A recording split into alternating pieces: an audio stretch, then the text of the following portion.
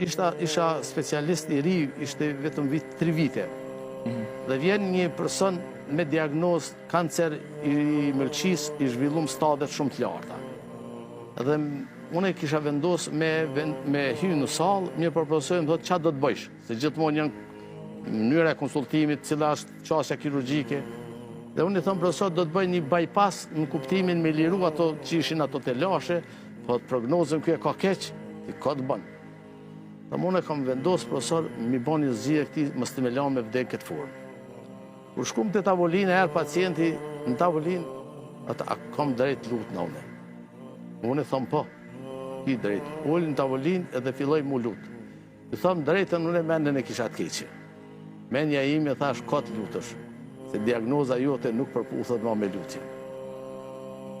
Edhe momenti kur e krym në operacionin, bënëm gjitha ato procedurat, morëm materialin, shkoj histopatologjia me ngushtu, del prej kancere më të shtira, më të rrezikshme që është, më agresiv.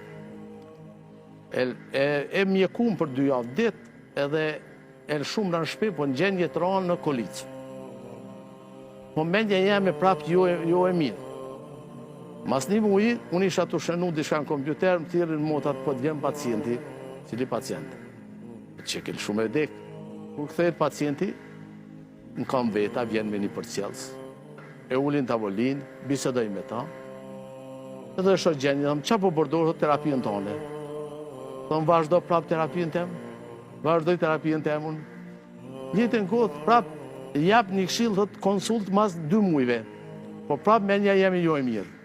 Se bindja jeme se nuk më të më marrë mas 2 muajve.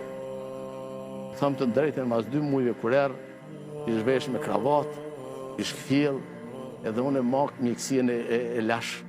Dhe unë e makë mjekësien e lash.